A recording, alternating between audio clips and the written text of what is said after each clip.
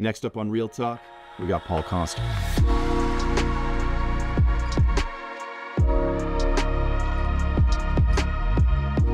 Hey, y'all, I'm Asante, and this is Reel Talk. On today's episode, we are speaking with Paul Constable. Paul. Constable, if you're watching from Quebec. Thank you. You can already tell this is going to be a good one. Paul, for the members out there that may not know you, can you share a little bit about yourself? I mean, your history as an actor, your connection to the union, and potentially these topics. Yeah, I've actually been with ACTRA, I think, close to 30 years. My final credit was on when the Comedy Network launched, and I played a pig in the Three Little Pigs sketch, Hold for Applause. And from that, I was at Second City, which, of course, is theater. But the Second City work, I think, led to me getting into a lot of commercial work. And then some, hopefully, you still remember me as Gary, the Canadian Tire guy, which I did for 10 years. And then we were locked out. Which is actually one of the reasons that I did run for council, was to just try and affect some kind of change, because a 2.5-year lockout is insane. Yeah, it sure is. Okay, cool. And I guess, I mean, I am the actor treasurer. I was going to say, I believe you hold a pretty... yeah, if we need to get some stuff later, we can probably make that work. No, we can't totally do that. But yeah, so it's been interesting. If you want to talk council, I will talk council, and I know we want to talk about a lot of things. Well, yeah, we'll definitely dive into a lot, especially with your role as treasurer. I think there's a lot of great stuff to take a look at there. The first thing I'd like to tackle, though, just something basic, something simple, so that everyone can kind of be on the same page as far as we're concerned. There's an acronym that we're using right now with the IPA bargaining process to kind of just help folks really understand the major points. That acronym, AIR. Can you speak a little to that? Well, I tried to push for Air Bud, but no one would go for it. I thought, we're your buds. Air could be copyright issues there. Yeah, I'm the treasurer. Listen. AI, of course, AI in air. We got artificial intelligence. The I can stand for inflation. Right. The R can stand for residuals, and the inflation and residuals, I think, is something that we're probably going to focus on today. Yeah. But we can talk about any of this stuff. A can also stand for like accessibility. Are these workplaces accessible to all? Even in terms of being in a workplace, we've talked about things like, what if you have a new mother on set with their baby? Can they find a place for some privacy? So we've chatted about a lot of things during this whole lead up bargaining process. And AIR seemed like the best acronym to capture it all. Amazing. Well, yeah, it's great, and it's really a helpful mnemonic tool. My alternate is a dog, though, that can do anything, which is why Air Bud I thought would work. I see. So the trust of actors' funds could easily be handled by a canine. Yeah. So what you're saying? Yes. Fantastic. I guess I am. Which, probably true. Well, let's without further ado, let's dive into it, man. The residuals, inflation, the money situation for us at ACTRA, as well as our membership. What's going on? Well, I mean, in terms of residuals, a big thing that we're looking at right now are just the streamers. And I prior to coming to this, I went to our Performers magazine, which fortunately came out in email form. I don't know. Yes. Probably a lot of you remember getting those magazines in the mail. But now it's in an email form. You can always find it online. And this one was about the residuals, specifically streaming residuals, and how, if you go back in time to like when VHSs came out, and then DVDs came out, and then Blu-rays came out, and the unions had to find a way to catch up to how do we pay the performers that are now not just in the movie, but now they're in your living room. So with streaming, the example they use in the article, which I think is still a good example to use, is the show Suits. And I think people know Suits is Canadian, a lot of Canadian performers on it. Their other show, Billions, became this very popular show, and the algorithm sent a lot of people to the show Suits. And Suits became the most watched show in 2023. And I know this because I read it in Performers Magazine, to be found online anywhere.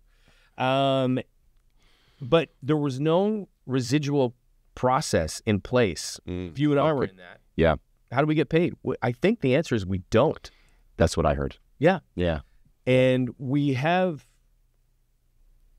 this part you probably should check whether I think we're allowed to talk about this, but we have concepts on how to approach these residuals, in the same way that we have, you and I can kind of figure out, what am I going to get paid if I'm an actor in a show because I can go back to the charts that exist. These are the rates that exist. We're just trying to find rates that are fair. Yeah.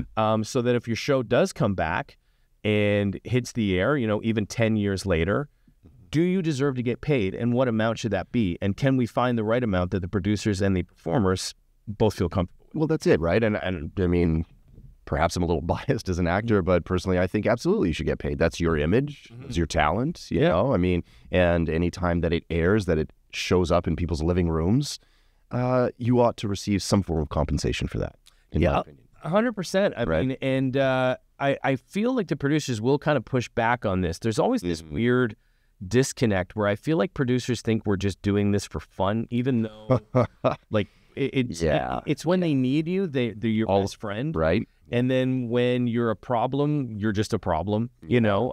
It's like I'm dating a bunch of different producers.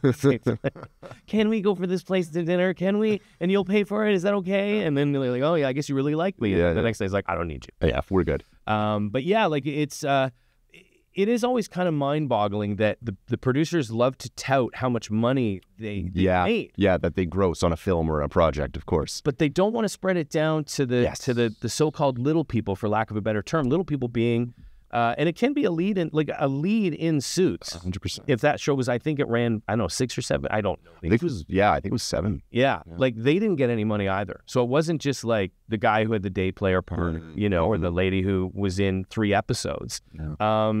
No one got anything except the producers or the company, you know, the Netflix company, which I would happily appear in anything though. Seriously, even if it doesn't work out. Paul, I doubt they're going to be watching this, but that's okay. I hope they are. I hope this appears on Netflix. I hope we get a deal. Oh, there you go. Maybe you, me, Harry, and Meghan. We could soak up some of those corporate dollars, could we? Yeah. Yeah, she was in Suits. That right? Yeah. Look at her now. Where's the royal family on this? Actually, that's probably very distant. Meghan and the royals aren't doing so. Yeah. So moving on. Yeah. Sorry. I think, you know, one of the things that kind of strikes a personal chord with me is around fees and payments and such. And it is something that I think it should be very transparent for actors. And it's like, yeah, I like what you say. It's like there should be a place, and there is a place where you can go and you can check those rates so that you know that you're getting fairly compensated. I used to do that early in my career when I get a commercial. And like, you remember when you get scale, and then you get scale and half, and you get double scale. Right, let's go. And I would get out the calculator and be like, what does this mean? For sure. Well, I mean, like any other job, you get a breakdown of this is your salary. Yeah. You know, and I think the same ought to be true for actors because, look, I mean, I think the really interesting thing is this, and I think this is one of the major misconceptions, like you were talking about how, you know, how not a lot is known about exactly the actor's lifestyle. And I mean, I think one of the first questions to ask is, you know, how are actors doing with inflation? With like, what is the average actor making? Are they able to make a living? How is that looking these days? I mean, I am not a great example due to my history of the spokesperson decade, you know, but prior to that, I was a good example of the struggle of the working actor in the sense that, you know, when I was a kid, I thought, okay, I'll get into TV and then I'll get into movies and then I'll be famous and then I'll have a mansion. It was not a solid plan. But you move to the city, you realize the city is expensive. It's only getting more and more expensive. Shout out to my grandmother for letting me live in Scarborough, Kennedy, and Eglinton. Am I right? No frills all the way. Like, I had to work at a bank for 3 years and struggle and like take classes and meet other people and go in for that 2-line audition, get back on the subway and hope the boss didn't notice you were gone for 90 minutes. And you know, like, that's the life of the actor. That's this, like, just kind of grabbing a check here and a check there and hoping that at the end you've made this pyramid of money so that, you know, at the end of the year you're not like, oh, I still have a roof over my head. Right. Yeah. And probably still thin though, which is great for television because you can't afford food. You can only afford one or the other. So there are some upsides. Yeah. So, and I mean, and even the people that you know, when you've been in this business long enough that start off and they come in hot. Let's say they get something big right out of school. Absolutely. Or they're child actors that have been on a series. In Canada especially, but I mean, it just can stop, and you can be that flavor of the month or the year, and then it's like, oh, I can't get anything anymore. The industry isn't totally big enough here to sustain. I feel like for lack of a better term, like a star system. A star system. Anyways, that's my long answer to just say the regular working actor is a constant struggle. And especially now in this day and age, I think I'm so glad I'm not coming out of school right now, because I don't know where I would live in this city, because the rents are just, I guess I'd have 5 different roommates, you know? Yeah, you'd have to have a slew of roommates. Yeah. And oh man, well, I hope they're all writers. I love hanging out in a writer's room. Yeah, so I hear this term precarious worker, and I think that, it really resonates with me. Because yes, just that is, the work can quite suddenly stop. Not to mention the fact that there's so much unpaid work that actors do. Yeah. Yeah. Oh, for sure. I guess you're talking, I mean, auditions in and of themselves are just unpaid processes where, I mean, I had one, I mean, well, I know this is airing whenever it airs, but the one I had yesterday, lucky to get a Zoom audition, but you know, the hour prior, I'm just sitting there, I was for a judge, and I'm just like redoing that over and over and over again, so that when I have that, and I only got one shot at it, and fortunately it went kind of okay, but like, because you do only get one shot at it. Yeah. You really do. And so you have to put all that, you have to go to the plate and hit a home run every time on an audition. You can't get a single, you can't get a double, you can maybe get a triple if there's callbacks.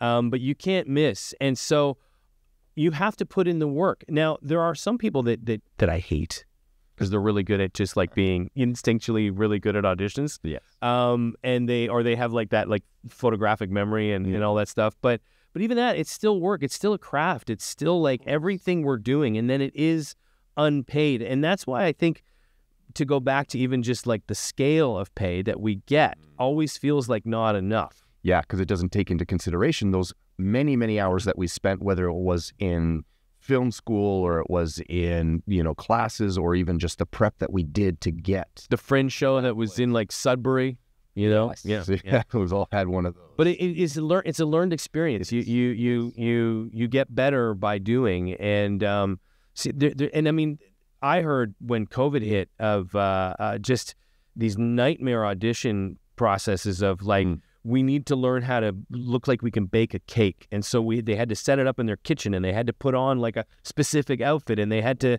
spend like 3-4 minutes. But I mean, you get one take. Not everyone is an editor either. Yeah. So this world of the self-tape, I mean, sometimes that self-tape for a 30-second scene takes an hour and a half. Yeah, because setup. You're just not getting the energy, and you know it. And it's Well, that's one of the major complaints right now is actors saying, we are being asked to do more and more and more. And yet it's simply just for an audition. The good news is the pay stayed the same. It's zero. Yeah, but, so I mean, you can't complain that it went down. This is true. Although actually in a way it did go down because you had to buy your... Well, now you're actually paying. Yeah, you're paying to get your camera, lights, your lights. Backdrop. Got to get a nice microphone. Got to get a nice mic. And then you got to like figure out how to edit and all that. Sure. And then you're calling in friends for favors, right? I even take it back. We have actually gone down. It's the pay went down. So so in response to that, I've had some friends who would say, drop them. Whatever they're about to say, just drop them as friends. I disagree. They're your friends too. Oh, okay. Actually, well, they may be 2 less friends by the end. No. Okay. All right. What do they say? Well, they say things that might seem radical, as in we should get paid for auditions. That certain auditions shouldn't even exist. Some of this stuff that's for commercials, where it's like, really and truly, I mean, yeah, if you want to see how I bake a cake, like. I you know what? I was just at a committee meeting where this was brought up. I'm getting paid for auditions, and I have to admit, in my old school brain, I was like, what? But I think there's a scenario here that might play out.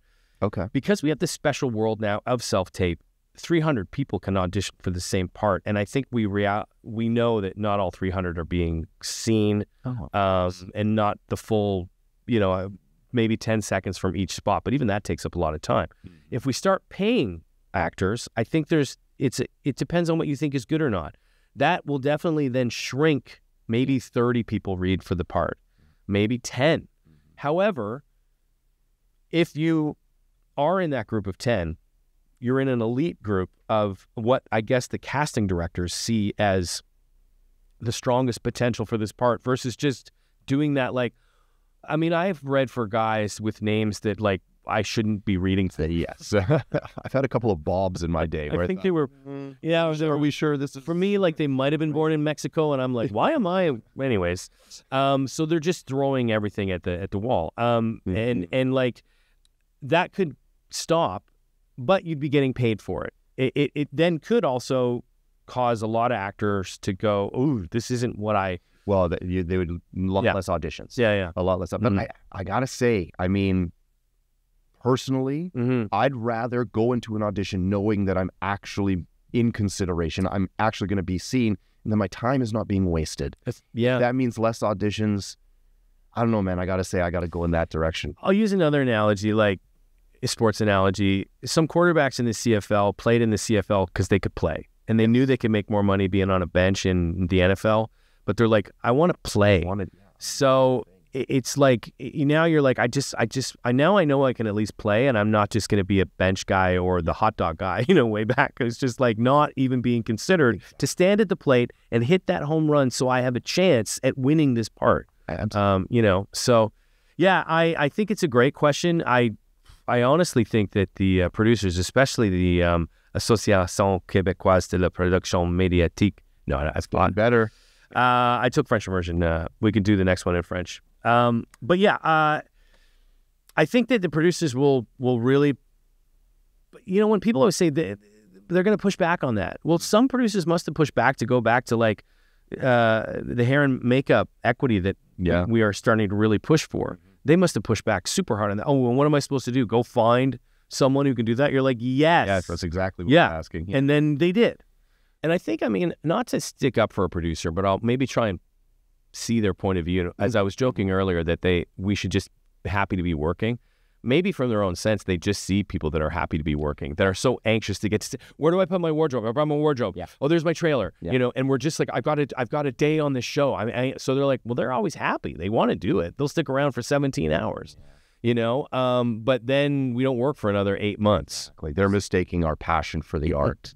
For being, my acting coach would always say, beggars in the system. Yeah. Which puts you at a huge disadvantage. And that's definitely something I'd love to see us kind of shift the narrative on. Because you're right. I mean, without the actors, without the performers, you don't have a production. So why is that not taken into consideration in the way that we are treated and the way that we are respected? I think is to go issue.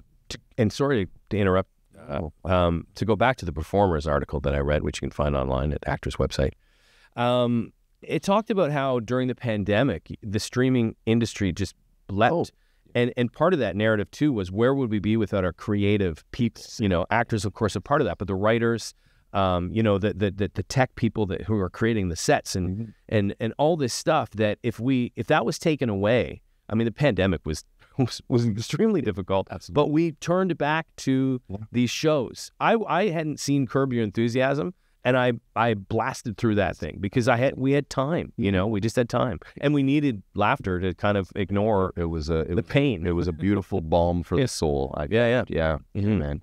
Well, and so there is a topic that I'd like to dive into a little bit as well. As long as it's not thermodynamics, I'm ready for anything. Shoot, that was. How did you know? Well, I read the notes. Yeah, well, so regarding, you talked about accessibility a little bit earlier, and I think that ties into what I wanted to dive into now, which is respect. Respect on set, things like accessibility. I've heard you say such eloquent things about diversity and celebrating equity from your personal standpoint. Well, I also feel like I'm not totally the right person to talk about this, but I will do my darndest. That aside, but it is an observed experience. And at the start of this council year for me I went to this event called Primetime, and this was in Ottawa. And I went to a hair and makeup, workshop for people of color, and even something as simple as that, like me learning that a black woman will wake up at 4 a.m. to do their hair in a particular way that they want it done because it's and it's also been asked of them by the producers, or even just the talk about what is a Black person and how do we want them to look and act and behave, which I've kind of always been aware of, even in the 80s, where I definitely was very aware that a Black actor in a TV show was usually there to be like a crook of some kind. They were very rarely a lead, and you know what I mean? So like, it's such a slow culture shift, and I don't want to give away any like, we're gonna solve it, you know, with this go round. But we're constantly, so to go back to like the hair and makeup, and even the fact that they don't have Black people working with Black people. I'm the perfect example, even though I'm not a hair and makeup person. I wouldn't even know where to start, because I don't have that self-knowledge. Yes. You know, I guess the best I could do is shave another man's face. That might be the best I could do. So if you're looking for someone, but you know what I mean? So like, we are approaching, even in terms of accessibility, like, can everyone actually get to the set? Can we get someone into their trailer? Yeah. You know, and then if that is a problem, for lack of a better term, we then don't want to hire those people that will become the problem, because now we being the producers have to spend more money to take care of them. So the respect unfortunately isn't there. As you know, movie sets, TV sets, commercial sets are high level intensity. Yeah. And it feels like problems are happening, even just planes flying overhead, sunlight going behind a cloud. There's always that guy like, 6 more minutes until that cloud.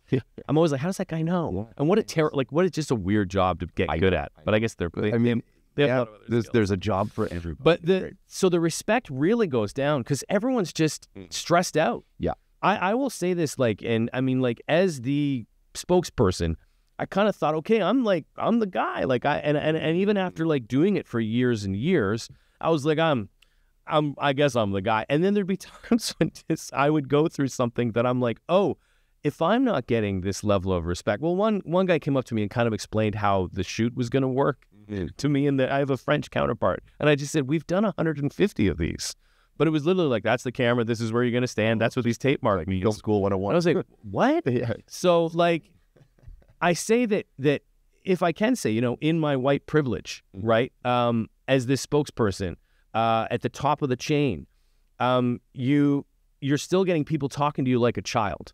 And I can't imagine what that's like for someone who doesn't have my history and can just go, like, I can fight back against that because I've been raised in a culture where I still get to get ahead, even when I'm a jerk, you know? I mean, that's always been, to talk about, I mean, it's so weird we're getting into these weeds, but, like, the respect for women, I remember early on you would hear about, this woman is difficult.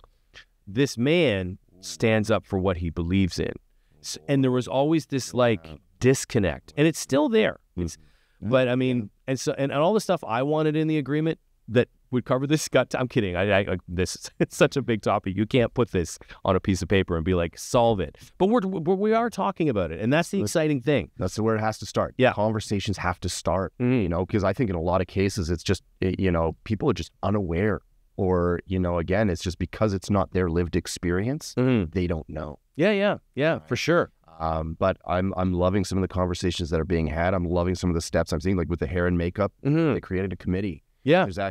There's just lately a new partnership with CMU about getting a specific training program for BIPOC individuals. Yes. There you go. The conversation leads to action. I sat as an alternate on a council. I don't remember the name of this man who was also an alternate, but he was a young Black man. And he pointed out to me, this is probably 15 years ago, that the discussion around the table, which was a simple enough discussion from my Caucasian heritage, he pointed out, where he grew up, he didn't have drama in his school, because he grew up in a neighborhood where, like, you did not have that. You did not have access to a drama. Like, I took a city-run program, student theater, still running in Burlington. Shout out to Reiner. He's not listening, but anyway, he might be. If it's about him, he actually will listen, and I love you dearly. But that program, you know, I grew up in a predominantly Caucasian, you know, city. It's so great for me to go back and see that program now, see the diversity. And see the fact that like something as simple as you do, like, I mean, I'm not going to get it. I was in an all white version of The Wiz, you know, in the 80s. So it wasn't all white, but it was 90% white. So, but I say that with like, we just were like, this should be okay. Why not? Yeah. And now when I go see like even these camp shows and I see like Aladdin, it's a diverse cast. Yeah. And so in that cast of Aladdin, that right person is playing that right part without makeup that's questionable. Yeah. You know what I mean? So the movement is slow, but it's happening. And also, to go back to my original point, there still is this divide in terms of just opportunity. Yeah. And I have to constantly remind myself of that.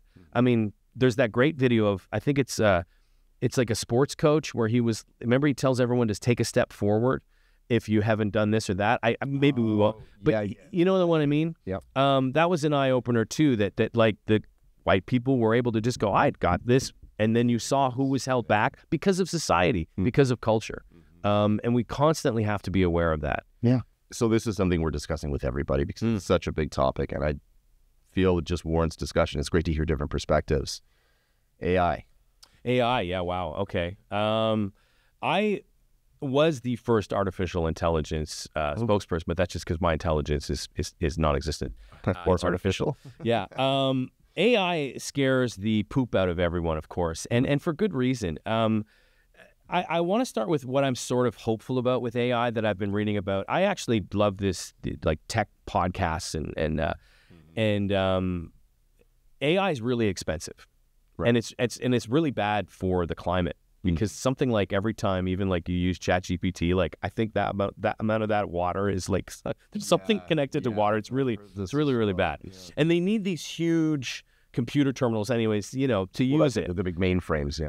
So my hope is that it actually remains expensive for a very long time. So producers are just like, you know what's cheaper? Humans, which is a really weird way to say it, which almost sounds kind of really inappropriate. But it's sort of it's sort of what we want. So I mean, AI might, but I feel like eventually, like everything, like when you first saw those big flat screen TVs and they were $80,000, and now you get one for $500. That could start happening with technology. Two things that you know, in terms of ourselves, what we're focusing on in this bargaining is actually introducing language that's never existed before, because AI hasn't existed before. Good. And are they questions like, do we need a minimum number of people on set like, do we need a minimum number of people with speaking lines? The stunt community, stunts. These are people that have trained their whole lives to do something that's actually quite awesome and cool. And we take it a lot for granted. And then if AI can just replace them like that, if I go back to that primetime event that I went to in Ottawa, which they brought in two speakers about AI. One guy seemed like a James Bond villain and I think scared everybody. But another man talked about working for a company that was just, he had no sympathy towards it because his company was just bought out and he lost his job in like 24 hours. Yeah. And it was scary because we as actors can lose our jobs. And when will that 24-hour cycle happen? Yeah. Where we just go, oh, it's done. It's done. Yeah. I think voice right now is a very precarious world because voice is just, we're hearing these AI-generated podcasts that, let's face it, probably sound better than this at times. How could they? Am I right? I like to disagree. I would disagree as well. But he could probably talk about thermodynamics. But like they sound real and they're just off enough at times that you're like, okay, but it's scary. Getting scary close, yeah. I feel at some point there will be the first AI celebrity. This like thing that just is a computer thing, but you're like, it's on podcasts, it's like it's in a movie, it's in a TV series. And it's not a thing, but everyone's just like, isn't this cool? It seems so real. Oh, yeah. So the other aspect of this, so the first aspect is, can we get language into our agreement that protects performers? And the other aspect we need to think about is going to governments, speaking to governments at the federal, provincial levels to put in laws, basically, protecting us. One of the ways we can probably do that is that if you want to do deep fakes of you and I, looking to do something criminal. That can get governments on board, I think, from all sides, because they're just like, well, we don't want that. Yeah. I don't want to look like I just robbed a bank or you know. Yes. But so it's just AI is moving faster than society is to protect ourselves from it. I mean, even like, remember a year ago, they were like, we should just stop everything, which is a really weird thing to hear. Let's stop progress. Yeah. You know? I mean, I just is unrealistic.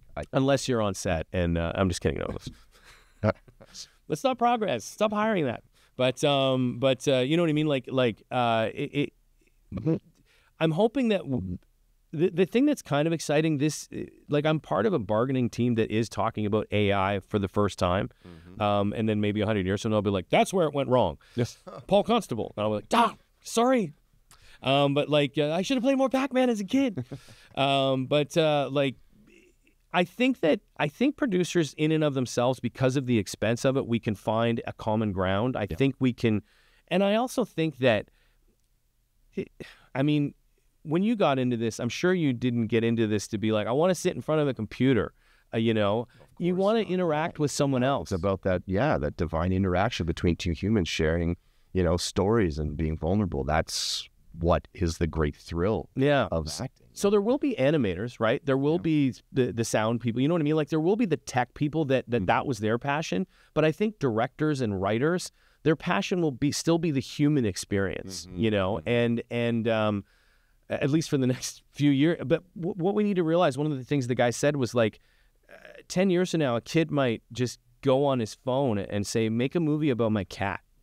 Right. And so they will be trained into this world. So their inspiration will come from this world. And I guess there's always a niche market. I mean, not everyone is a Shakespeare fan, right? And but there's still Shakespeare in the Park. Yeah. There's still Shakespeare around the world. I think even Brie Larson is in something I saw in London where it's like an old Greek play. So this stuff will exist. But I mean, I guess we'll need our Brie Larsons to well, that's it, to make it popular. That's the thing in an industry that's already very, I think, stretched at the seams as far as what we can, the amount of work that's available. Something like AI to limit that even further could be quite devastating to a great bulk of that kind of artistic working class, as we say. Yeah, and the voice stuff, because it can sound so... I just wonder, my own experience in voice, especially because of a lot of it's comedic, and I don't want to sound so naive, there's probably a data guy, I can make this funnier. There is the magic of ad-libbing, right. And that... A computer can only ad-lib what is the when you say to the computer, give me the best jokes, well, it's giving you the average. Whereas, even from my own comedic background, sometimes what's the funniest is the complete surprise of, thermodynamics, I can kill a non-funny joke too. I was going to say. Can computers do that? I don't think so. Computer would be like, did not work first time, do not go back. And I'm like, I'm going to keep going to that well. I'm ready to home. Dig. Let's see AI do that. Let's see AI fail and keep going. That's my challenge for AI. But anyways, that's it's huge. It's scary, but it is exciting. That I'm really interested to see when we get sitting across the table from the other side, what will be their arms crossed. And then what will be like, yeah, that's fine. We can do that. Oh yeah, absolutely. So again, I guess let's just take it back very simply for the membership. When you speak sitting across from who are we sitting across from? That's actually a good question. What are bargaining with? That's not a question for me. I'm assuming it's producers. But I will happily say, cut to Guggen right now. Okay, well, it's the CMPA, the Canadian Media Producers Association. They throw very good soccer parties, apparently. Oh, yeah. Yeah, they're really, really into that. And the AQPM, the Association Québécoise de la Production Médiatique, they were like, can we find an acronym that is difficult in both languages to remember? And they succeeded. Yeah. So that's who we're bargaining with. From what I understand, it's a group of producers. I know there's other people in this. There are also American producers that will be there at the table because we have a lot of American production in Canada. the big budget stuff usually comes from America. The Canadian stuff, one of the things we have to think about is even if we're putting in these rules, are we making the rules inaccessible to a Canadian production? So are we slowing down our industry by saying, well, we want to get paid this much, but they're like, we can't afford it. It's you probably, you've probably had friends like say to you, can you do this? Yeah. I'll give you a sandwich. And you're like, no, I'm beyond sandwich pay right now. But if you really know that person and you know that the project is like worthwhile, Surely. You're like, yeah, no, I want to be involved in that. That sounds cool. So that's who, I mean, it's the other side. It's in the end, I was involved in bargaining back in like roughly 2007, 2008 in the commercial world. So we bargain about every 3 years. Yeah. Unless it's a leap year. No, it doesn't matter.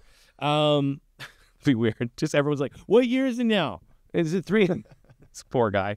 But like, the other side isn't so. I think I don't want to use the word enemy. It can feel that way sometimes, like we're fighting them. It's like we're usually pretty close because everyone wants to keep working. Of course. Everyone's kind of, it's like that uncle that you're annoyed with. And you're like, we both like hockey. Yeah. Can we just stop fighting over if the Leafs are going to win the cup or not? You know what I mean? They're not.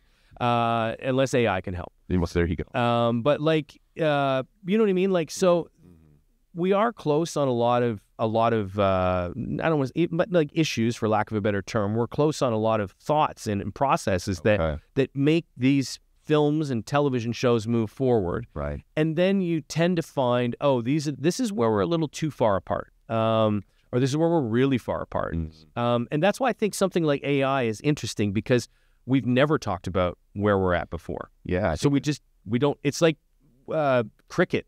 I'm going to use bad sports analogies, but like we can talk hockey. Yeah. But now cricket's on the table and we're like, yeah, it's our own territory. How did they score it? Is it 6 runs? Why do they keep running back and forth? So we'll just have to see where they're coming from there. Yeah. Oh, well, that's really interesting. Yeah, I think that will be a very interesting conversation, and definitely look forward to hearing more about the process as it goes on. Paul, this has been a very encouraging conversation. I must say, I really appreciate the hope and the optimism that you're bringing to a lot of this stuff. I think that's very useful for our membership. Are there any final thoughts, any things particularly personal to you that you'd like to share? Well, I mean, it's being on council, I got into this really to go back to this idea of the lockout. I lost my job because of a lockout. So many of us. But since arriving here and being part of the bargaining team and being part of other, we have committees and so on and so forth, and just seeing all the different points of view, I guess what I'm saying is that I'm enjoying my own education this last year into this. I am somewhat hopeful going into bargaining because we just did have the SAG-AFTRA strike that they want to avoid another strike. I feel like that is probably on, I know for us, we don't. But read your strike mandates. So, it is a powerful tool. Yes. And I don't want to just say, well, that guy said we weren't going to do it. I'm like, we might.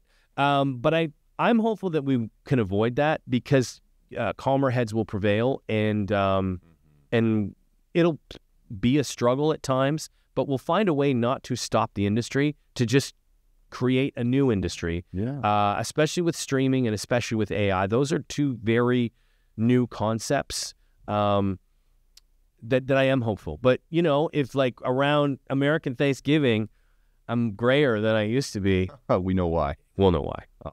Or all the poutine, because we're negotiating in that as well. Montreal, yeah. Well, from my part, so appreciative of what you do, all the hard work that you put in, and fighting the good fight for us, man. Really appreciate it. Thank you so much. Paul, it's been a pleasure. Yeah. Thanks for being real with us. Yeah. And we hope to catch you on another one. Do I look good against Asante? Like, did they have to find the most handsome host? Like, was like, I'm trying to think of, like, was Gary Busey not available?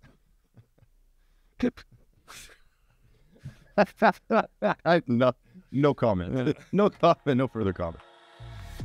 Thank you so much for tuning in. This has been Reel Talk. Please like and subscribe on our YouTube channel and follow us on wherever you get your favorite podcast.